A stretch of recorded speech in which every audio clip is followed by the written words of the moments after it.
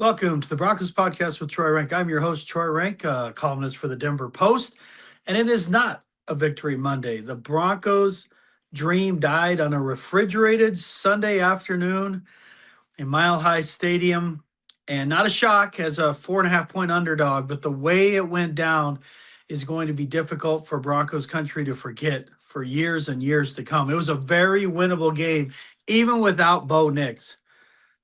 Offense. Was there offense for either team? Other than Drake May running the football, very little offense other than Jarrett Stidham's 52-yard strike to Marvin Mims Jr. in the first quarter.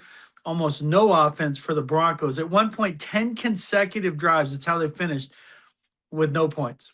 First time that's ever happened to a Sean Payton team. And the focus, and you can read this in my Denver Post column, the focus is on Sean Payton on this Monday morning because he pointed the finger after the game at himself, and that was the best call he made all day. He got greedy, and it cost him. I understood why he did it, but it was faulty for a couple of reasons. We're going to get into that. What happened to the Stiddy Up storyline? How much of that was affected by the weather?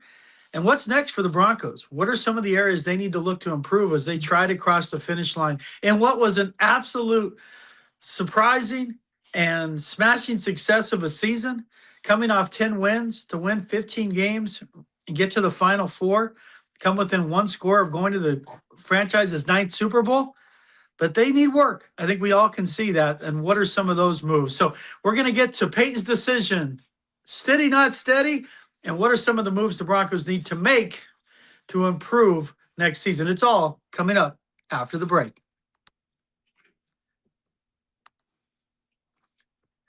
All right, Broncos country, playoff football is still here with the big game. And when the hits get harder, you need someone on your side who knows how to win in the trenches. If you've been injured in a car crash, on the job, or anywhere life blindsided you, you want a personal injury lawyer who treats your case like a 4th and goal. No gimmicks, no punts, just smart, aggressive representation that fights for every yard you deserve. Don't sit on the sidelines. Call Hoggatt Injured Law today and get a team that shows up ready to win. That's HOGGATT Injury Law. That's Hoggatt Law. 1-833-464-4288. It's also at hoggattlaw.com. Again, go to Hoggatt Law because championships and justice are built one drive at a time. Welcome back to the Broncos Pod. I'm your host, Troy Renck, columnist for the Denver Post. We have you covered in the Denver Post, denverpost.com/sports. My column's in there on Sean Payton's decision to go for it. Sean Keeler's column's in there on they would have won this with Bo Nix. Parker Gabriel and Luka Evans have you covered with sidebars, as do Kyle Newman and Patrick Saunders. Very disappointing end to what was a special season. Again, once Bo Nix, it was revealed, but it's 9 days ago now, that he fractured a bone in his ankle with some slight cartilage/ligament damage.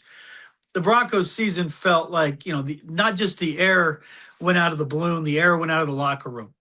I mean, you lose a guy who's a really good quarterback. He's a team leader, a captain, and also, and it came into play on Sunday, one of the best quarterbacks in the league in the fourth quarter.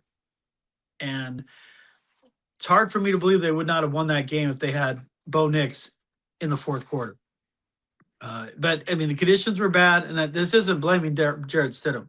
It's not that. It's just Nix throughout this season with 8 comeback wins, a team that won almost every one of its victories by rallying from a deficit. A lot of that went to Nix's play in the fourth quarter and, basically 5 minutes remaining. They did not have that available to them yesterday. And it all goes back the fourth quarter to the first quarter. And Sean Payton's decision, 4th and whoa. So here's what goes down. The Broncos go on top 7-0. Stidham, first drive looks terrible. They have no confidence in him.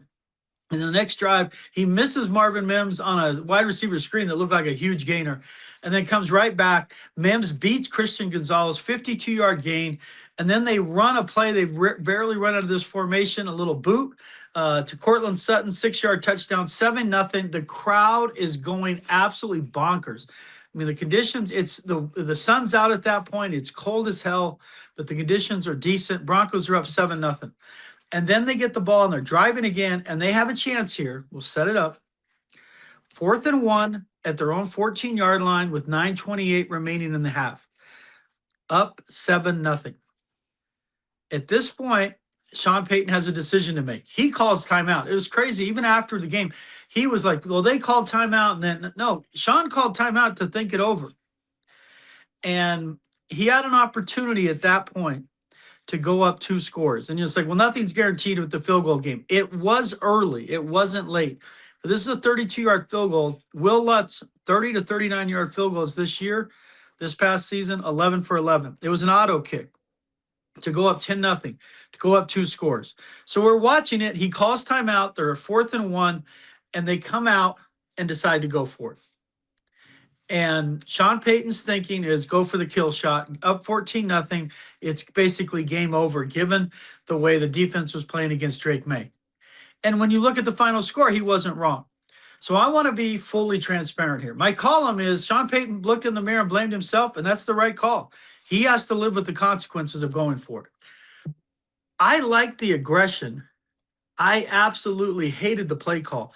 It took too long to develop. It had very few options if there was any kind of pressure. The only guy in the route is you're leaking out R.J. Harvey into the flat, and then Lil Jordan Humphrey was blocking and then turning in for like a quick stick route, a quick stop route right there. The problem was Payton second-guessed himself. He had a run called, and they came out in a front they weren't really expecting. And you're not going to call back-to-back timeouts, so they come in like this 6-1 front. The Broncos are running a naked bootleg. They feel like it could work.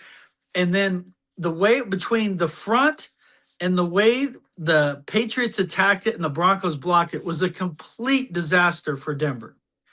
So I don't have the visual here, but I can take you through it. On the snap, which Stidham didn't catch cleanly, that's number one. The timing gets off immediately. But Wattenberg, who is back from his shoulder injury, it was a terrible game for him to come back, given how physical the Patriots were up front. Luke really struggled. But he doubles down. He does a duo block, double team with Powers.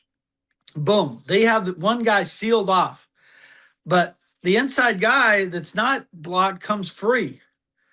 And then on the right side, similarly, where Miners and McGlinchey kind of pinch down, and then here comes Milton Williams unchecked. So upon a little bit of a bobbled snap, Stidham has 2 guys chasing full speed at him. So now his only option is if Harvey's open. And he's not. He's completely covered. And again, the problem with this play, there's no real escape hatch. You can't run because he's getting pressured. And even if he wasn't, I don't know if he would have got it. And now the play's completely blown up. A panicked Stidham is forced to throw the ball at the feet of Harvey. It's nearly picked off, and the Broncos don't score. And they probably survive that. If not now you're putting yourself in a position where any more mistakes are going to cost you because you've left 3 points on the board. Well, here's my issue with Payton. It's not really going for it. I like the aggression. I hated the play call. And here's why. All week, and I wrote this with the Jeff Hostetler story and Bill Parcells. And Parcells, excuse my language, said when he replaced Hostetler, he told the team, we're not going to lose because of Jeff Hostetler. It's because one of you dumb motherfuckers is going to do something fucking stupid. The message Sean Payton delivered to his team was very similar. We're not losing because of Stidham. It's on you guys to do your job. So here in this huge moment, 4th and 1 of the 14, what Payton sees is a clear knockout punch. You put the game in Stidham's hands. Like, that's the part that doesn't make sense. It's counterintuitive to it's everyone else do their job, and then you give it to Stidham. Like, that's the part. That's the part I don't understand. Part of this is no J.K. Dobbins. R.J. Harvey did not run the ball well from the last 6-7 weeks of the season. He ran hard yesterday. I give it to him. His first time he's ever played in snow, but it's just not a lot there. When you look at the final box score, Harvey, it felt like he had a great game compared to his recent games. He had 13 carries for 37 yards, 2.8. He's been like underwater, under 3 for weeks now. And they barely used McLaughlin, 4 for 11. Stidham had one good scramble. He ended up 4 for 23. You just can't win when you have no balance. And Stidham ended up throwing 31 times, but that doesn't tell the whole story. But here's the other part of that. So Payton goes for it. He has conviction. We're going to win it here. The play doesn't work. I don't like the play because you put it in Stidham's hands. My second thing that was fascinating to me, being around Payton for 3 years, this guy knows more about details than even any coach I've ever covered for the Broncos, even Mike Shanahan. Shanahan maybe just didn't share how much he knew, but with Payton, he knows, other guys, if their wives had a baby and that guy could be tired and we could go after him, or this, what the numbers say on fourth quarters, on Thursday nights, under the lights. Like, he knows all these stats. He has people behind the scenes that do it, and he knows it. He's an historian of the game. So my point is, it's hard for me to believe he didn't know the weather was going to get bad. Every forecast said it was going to get progressively worse during the game. And the second half was played in conditions suited for the Iditarod. And so that moment they failed changed everything. After that fourth down failure, the Broncos got 4 more first downs. They had 32 yards in the second half. Stidham had completed 5 passes for like 10 yards. Completely ineffective.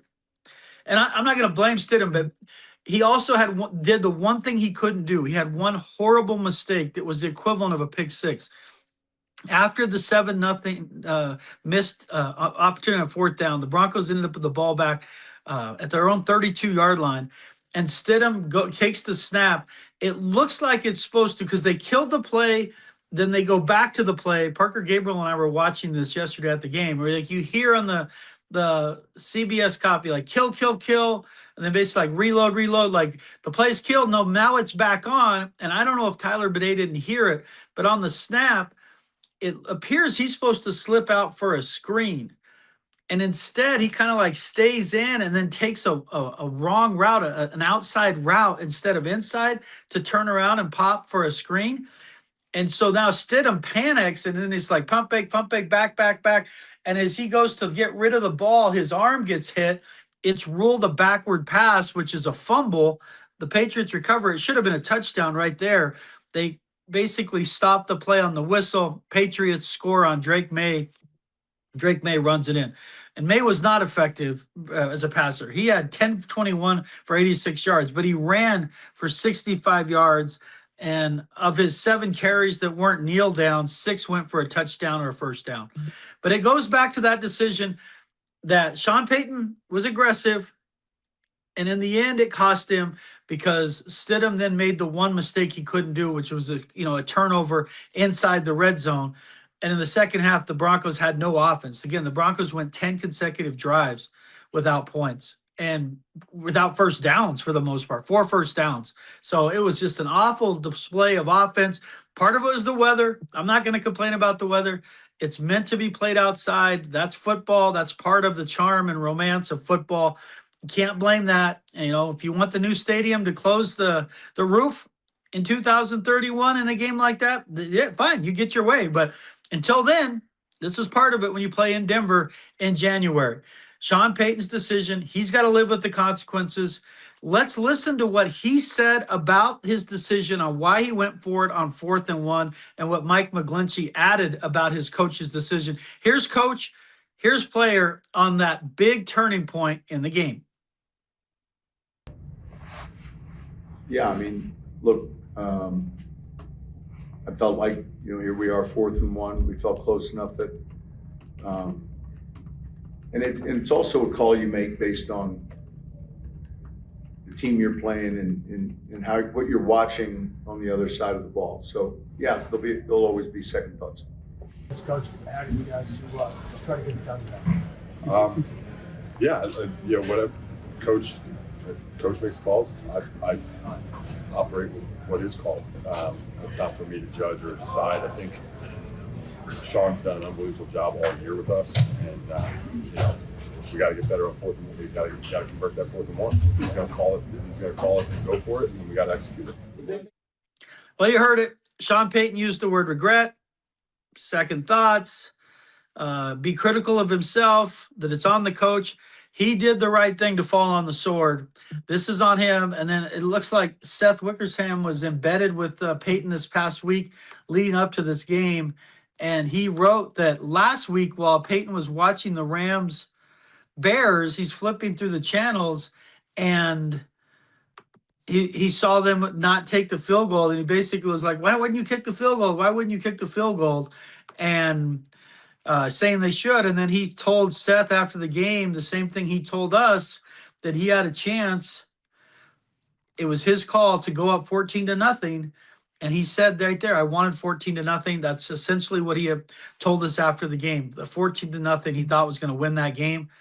Problem is, weighing the risk reward was if you don't get it, you don't go up 2 scores, then it can also lose you the game with a backup quarterback who became completely ineffective in the elements. So Broncos lose 10-7. They lost to the Bills, 91, in a similar one with Gary Kubiak, 10-7. Again, the difference was that was on the road.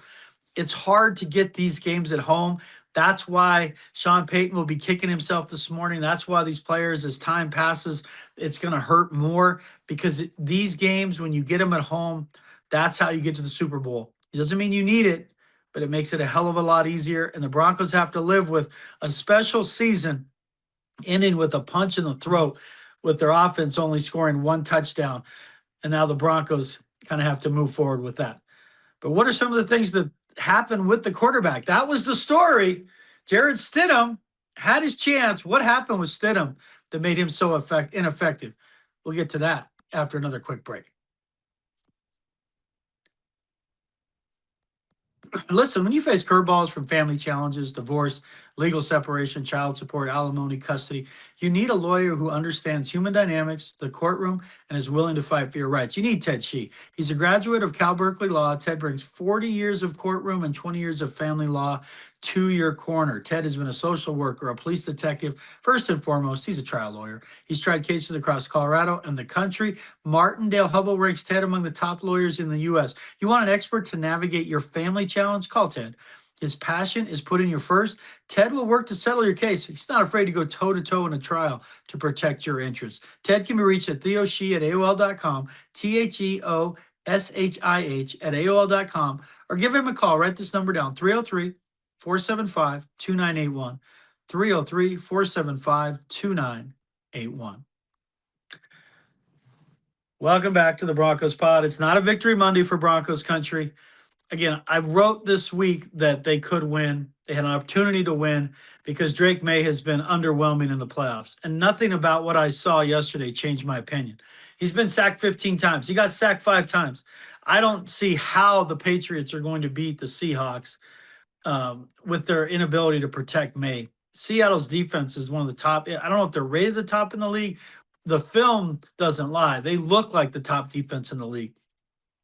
And so in some ways, maybe the Broncos caught a break, because there's no way the Broncos, who they are offensively, were beating Seattle. Their one chance would be Sam Darnold turning back into a pumpkin, the valet bringing a pumpkin back at midnight. But Darnold played his ass off yesterday. He played his ass off. He made plays when he had to. And so he kind of destroyed that myth that he can't win a big game. When you think back to what he was last year in the playoffs with the Vikings and how well he played yesterday, I mean, what a transformation, and credit to him. But again, I thought the Broncos could win a low-scoring game, 20-18 type game like they did 10 years ago, and the opportunity was available because Drake May wasn't good. And if you go back and watch the film of Will Campbell against Nick Bonito, it was crazy. He was literally just diving at his knees trying to cut block him. I've never seen that consistently from a tackle, that it wasn't like an engaged old school when they used to engage the guy and the guard would try to cut a guy. But he was literally on the snap just diving at his knees to have him run around him to create a little bit longer path to the quarterback. It was just so surprising that that was their plan. But in the process of the Broncos going outside, they had nobody up the middle, and May was able to run effectively. He had a 32-yard scramble at one point to give the Patriots points. And that was the difference. And he did not play well. 10 for 21, 86 yards, no touchdowns. Again, his legs were effective. I was surprised the Broncos didn't spy him, given how he had success at one point. But they didn't. But at the end of the day, you should be able to score 13 points at home and win a football game. And they did not. And they did not. So what happened with Stidham? In the first half, he looked the part. You're like, okay, Stidham's giving him a chance. He had the huge mistake, and I'm never going to dismiss that.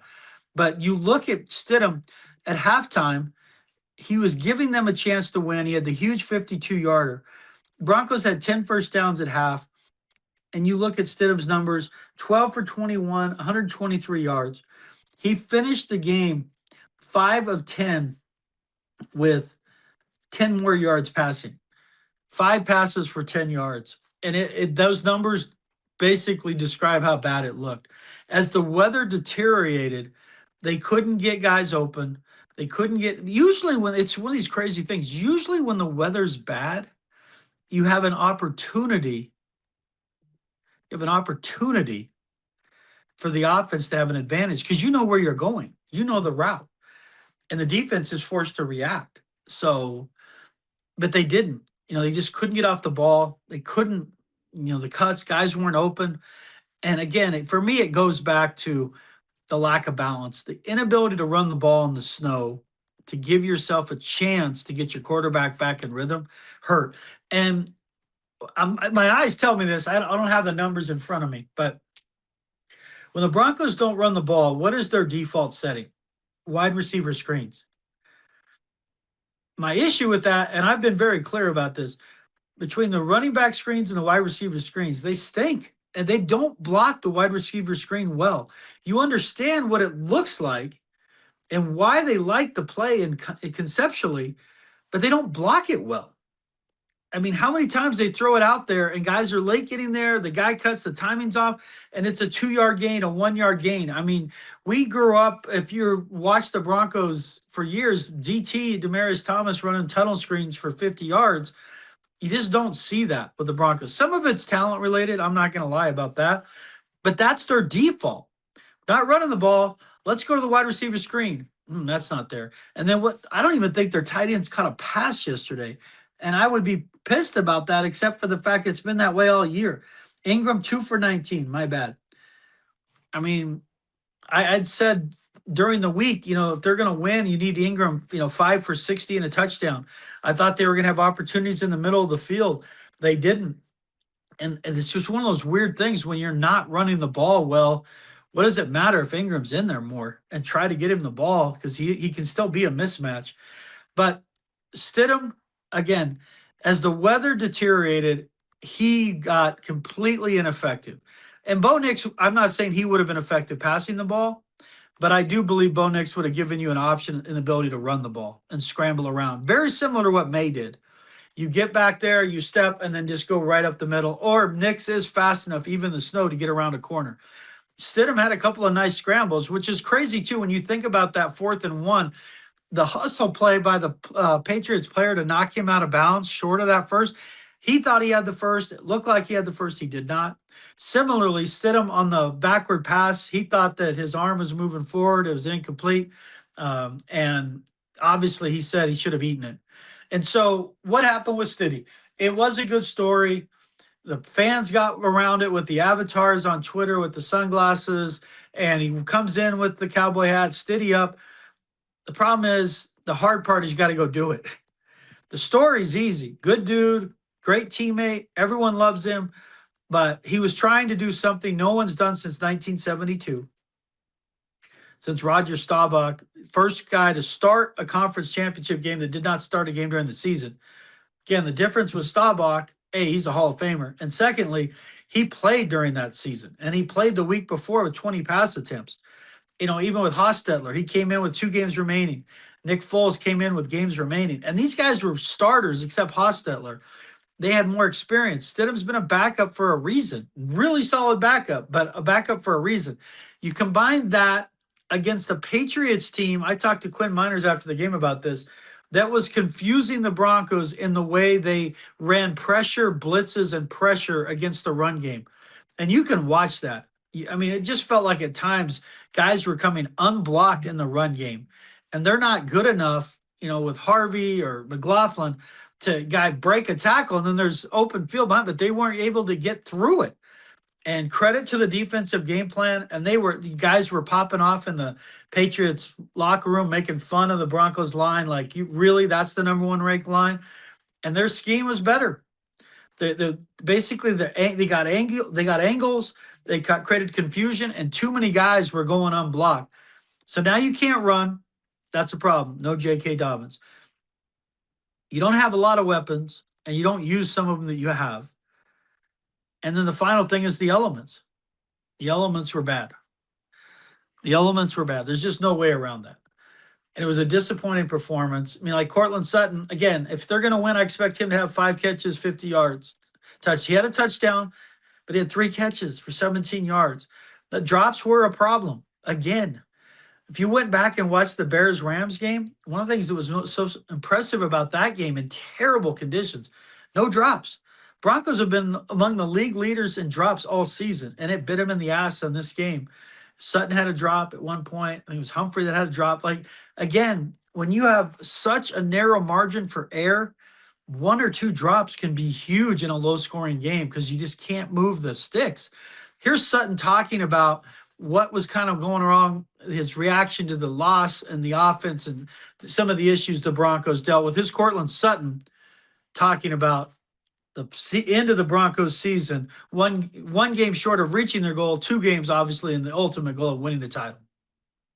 And how strong you were all season long for it to end this way? I mean, every loss is it hurts, but this one definitely carries some weight, especially being as close as we were. Knowing that it was right there around the corner. It does sting just a little bit more. But I'm so proud of this team, and so grateful that I was able to go on this journey with every guy in this locker room. I speak a lot about how strong of a bond I feel like us in this locker room have, and I'm just grateful to be able to experience this with them. And I wish that we would have been able to walk away with this victory and take this continue the journey to San Fran, but. Props to New England for finding a way to win the game, and at the end of the day, you guys hear me say it all the time. This is the whole point is to find a way to have one more point than the other team, and they were able to do that. But that doesn't take away the heart and the fight that I feel like this locker room had. I think every phase, offense, defense, special teams, went out there and laid it all out on the line and gave each other everybody an opportunity to be able to, have a chance. And, I'm just grateful for these boys. Well, you could hear the disappointment. And that, I was in the locker room for about 30, 35 minutes, 35 minutes. Guys are proud of their achievement, but it hurt. It really stung because even as they're kind of digesting it, they're recognizing like, holy shit, how many times are we going to hold a quarterback to 86 yards? How many times are we going to hold an opposing team to 12 first downs at home and lose? That's why it's hard. Statistically, this game mirrored the Raiders game the Broncos won earlier in the season on that Thursday night, where they made just enough, did just enough. It was very simple. It was just an ugly game. Now, this was different because of the weather and the opponent. The Raiders stink. But to hold a team to 12 yards, to hold a passer to under 50% completion percentage and lose, 12 first downs and under 50 completion percent, that's hard. That's hard. But the Broncos had 1 first down in the second half, 3 by rushing, 8 by passing.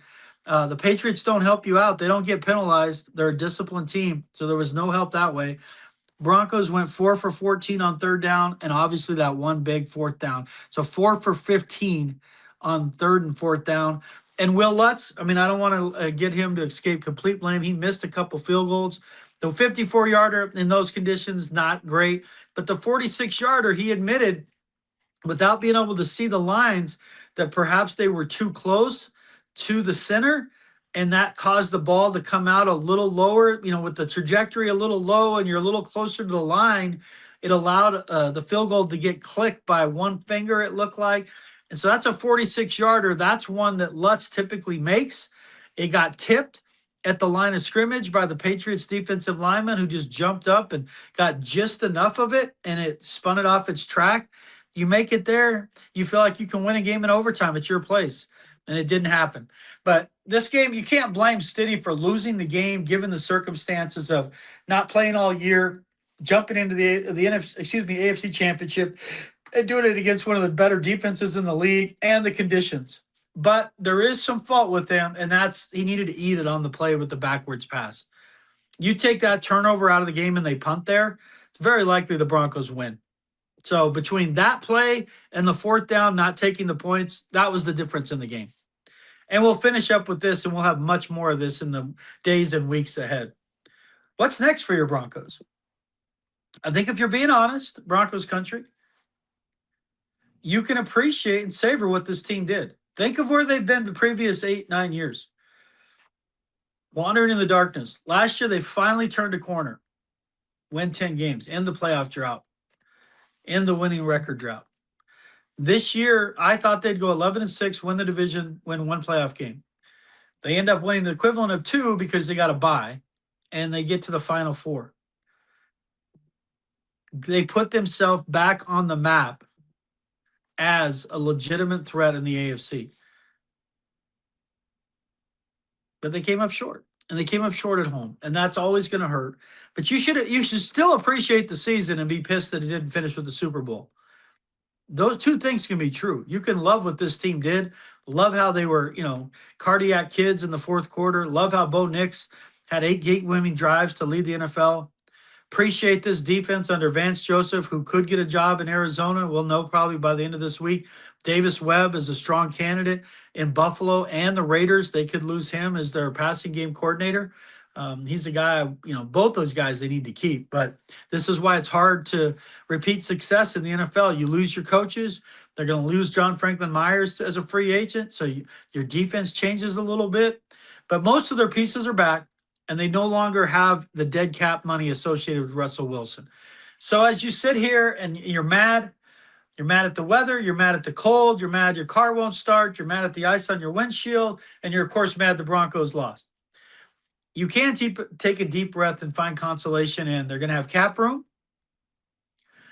Almost every one of their core players is signed long-term, including, Allen, Surtain, Miners, Bowles, even Lutz, Malcolm Roach. I mean, I could go down the list, and of course, Bo Nix is still on his rookie deal, so they've got room here. But this is a huge off season. This is the season I thought they were going to go to the Super Bowl. This coming up season, when I looked at the Sean Payton vision and plan. But what's next? I think it's very clear. And if you listen to this pod, and you guys talk about it, you email me and you reach out to me on social media. It's very clear that they need more offensive weapons. And I think Sean Payton needs to take a long look in the mirror in his role as the play caller. He's never going to give that up. But do they need to do less motion or less of the line changes and more motion to create mismatches? I think they need to take a hard look at that, even though I know he loves the line changes. And they also have to have an honest conversation about who are they surrounding Bo Nix with. Courtland Sutton is a really good player, but he's probably, again, let's say he's the 20th best one receiver in the NFL, 23rd, whatever that number is. And I don't want to hear about a 1,000-yard season, folks. You only need 50-plus yards a game in a 17-game schedule to get 1,000 yards. It's not what it was 20, 30 years ago. So full stop on that. But he's a good player. He has odd drops that are hard, and then he turns around and makes some of the toughest catches you've ever seen. I would love if he was 1B and they had a 1A. Doesn't really set up that way this offseason. I don't see the Broncos going after George Pickens, per se, given some of the issues he's had in locker rooms. But that's the kind of explosive player they need. Maybe it's Alec Pierce. You go get a slot guy, the guy from the Colts. They need another receiving weapon. And if the answer is just, well, we're just going to keep developing Troy Franklin, we're going to develop Mims, I just don't know if that's enough. I mean, I have no doubt Franklin will continue to progress, but your Super Bowl window's now. I don't know if he can microwave it fast enough. And they don't use Mims in a way other than as a gadget player. So I can't sit here and say, obviously, they got a clear number 2 in Mims. They don't use him that way. So I would like to see him go get a number 2. And then they have to make some hard decisions on what are they going to do with Evan Ingram. He's got some dead cap money. Would they move on from him?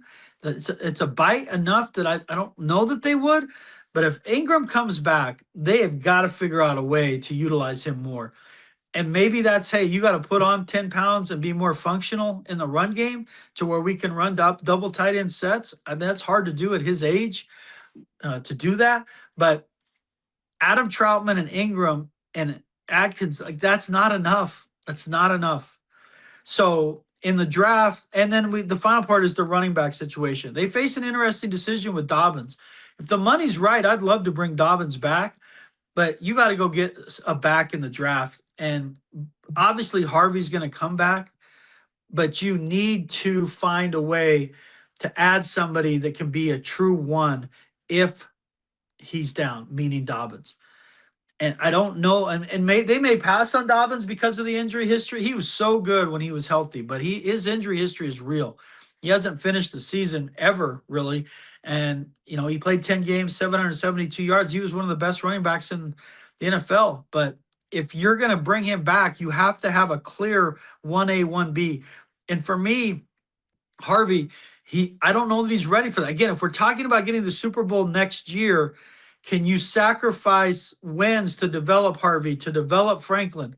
I don't know the answer to that right now. Both of them are talented, but for me, between adding a receiver or a running back has to happen.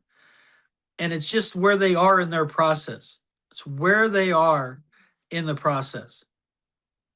So when you look at the situation, what they can do, I think, again, I thought when they took Jahdae Barron instead of a running back, a Travion Henderson, or a tight end, that it was a luxury pick. I think it bit him in the ass in the playoffs when Dobbins went down. That Harvey's a nice player. You took him 60th, though. You didn't take Henderson. You didn't move up to try to get a more explosive back, and I think it hurt him. So I think you have to be more aggressive in attacking and be on the offensive, if you will, in the draft to look to add a tight end, add a running back, add a receiver. Of those 3 positions, you got to be looking to add it 2 and then address one of them in free agency. But the good news is the Broncos are close. You're talking about filling a couple holes. They're probably going to have to make some tough decisions at inside linebacker. Do you bring Dre Greenlaw back? On the offensive line, does Ben Powers come back? My guess is a couple of those veterans will not, that they'll go a little younger. Alex Singleton. I mean, they got a couple of choices with about 5-6 guys. But at the end of the day, they've got to get more explosive offensively. You have Bo Nix on a rookie contract. Your championship window is open. Now you have to find a way to be better on the offensive side of the ball, because that's why you're not playing in 2 weeks in Santa Clara. Broncos country, thanks for following along the ride of the regular season. I will not be stopping. There'll still be 2 Broncos pods a week. Locker cleanouts coming up. We got Payton doing pressers later this week. So all that will be in the pod. Plan to drop another one on Friday. I can't tell you much. I appreciate your support this season, Broncos country. It means the world to me. I could not do the pod without Darby Hoggatt, my A1 from day one of Hoggatt Injured Law, Ted Shih of his family law practice, and of course, Nate Lundy and Danny Bailey of Mile High Sports. They make all this beautiful stuff happen. They're the best. Broncos country, I do this pod for you. Happiness that begins with me. Go out there and have a great day.